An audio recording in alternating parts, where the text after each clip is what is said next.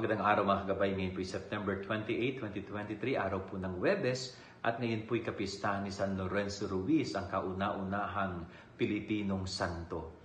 At maririnig po natin sa ating ebanghelyo na parang inuusig ng konsensya si Haring Herodes.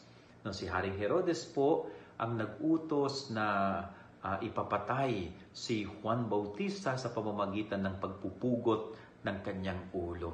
No?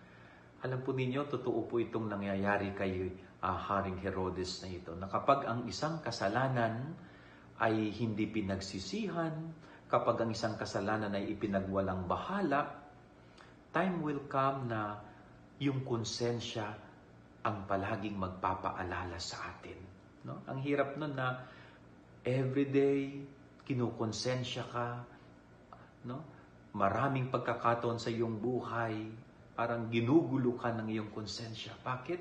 Sapagkat mayroon kang pagkakamali, mayroon kang kasalanang nagawa sa iyong buhay na never mong pinagsisihan.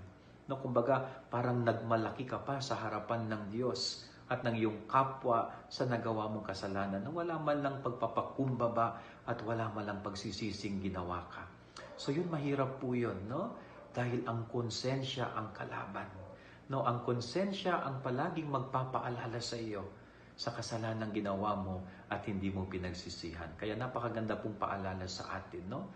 Na magsikap tayo na maging mapagkumbaba sa harapan ng Diyos, lalo't sa harapan ng Diyos, no, yung pagsisisi sa mga hindi makatwirang buhay natin, pagsisisi sa mga pagkakamaling nagawa natin. Yan ang ating gabay-aral ngayong maghapon. God bless po sa inyo lahat. Pagpalain kayo ng Panginoon.